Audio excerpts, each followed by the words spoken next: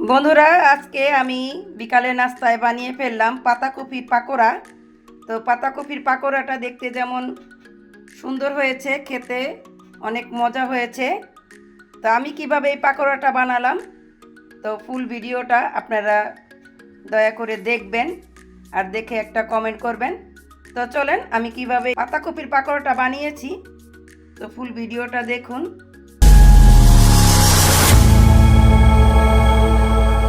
Hello বন্ধুরা, কেমন আছেন সবাই? আশা করছি ভালো আছেন, সুস্থ আছেন। আমিও ভালো আছি, সুস্থ আছি। কাছে এবং দূরে, দেশে এবং বিদেশে যে যেখান থেকে আমার এই ভিডিওটি দেখছেন, আপনাদের সবাইকে জানাই আমার নতুন একটি ভিডিওতে স্বাগতম। তো বন্ধুরা, পাতাকপি তো ভাজি আমরা সবাই খাই, কিন্তু পাতাকপি দিয়ে সুন্দর পাকোড়া বানানো যায়। আর এই পাতাকপিটা অনেক দিন হয়ে গেছে, তো ভাবতেছি এটা ভাজি করব না, ভাজি করলে ভালো লাগবে না।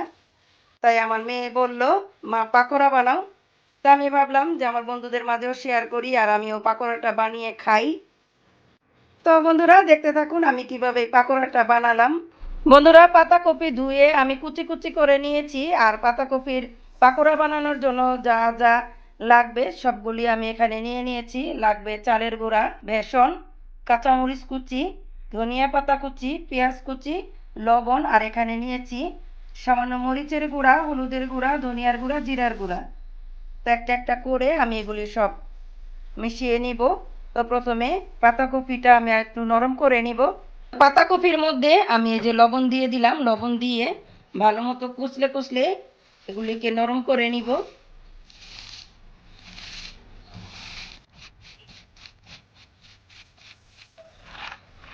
তো বন্ধুরা, লবণ দিয়ে আমি পাতাকপিগুলিকে একদম নরম করে নিয়েছি।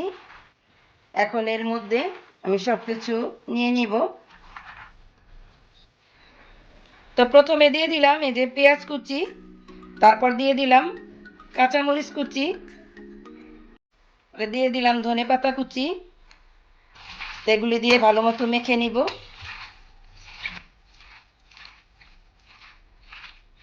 এখন দিয়ে দিব ওই মশলাগুলি।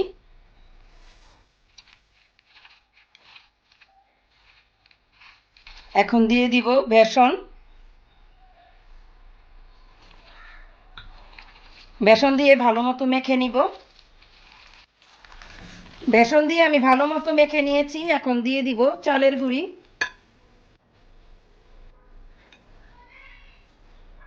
পাকোড়াটা যাতে মুচমুচে হয়,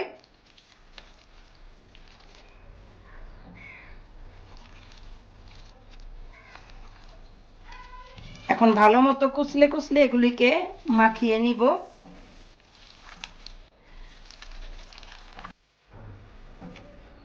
তো ভালো মতো এগুলিকে আমি মাখিয়ে নিয়েছি। এখন 10 মিনিটের জন্য রেখে দিব। চুলায় একটি প্যান বসিয়ে দিয়েছি আর এখানে তেল গরম করে নিয়েছি। এই তেলের মধ্যে এখন আমি একটা একটা করে এভাবে ভেজে নিব।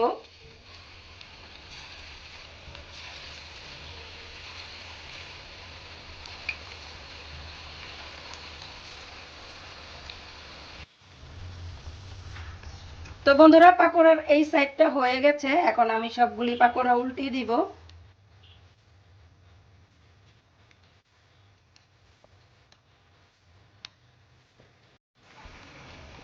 তো বন্ধুরা, পাকোড়াগুলি আমার ভাজা হয়ে গেছে। এগুলি একটা একটা করে আমি উঠিয়ে নিব। একদম লাল লাল করে ভেজে নিয়েছি। তো খুবই দেখতে ভালো লাগছে, খেতে অবশ্যই ভালো লাগবে। একটা একটা করে আমি এখন এগুলি উঠিয়ে নিব।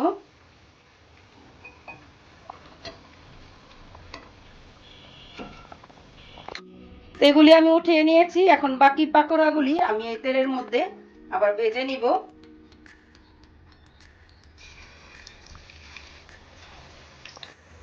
বন্ধুরা, সমস্ত পাকোড়াগুলি আমি ভেজে নিয়েছি। দেখতে খুবই সুন্দর হয়েছে, খেতে অবশ্যই ভালো লাগবে।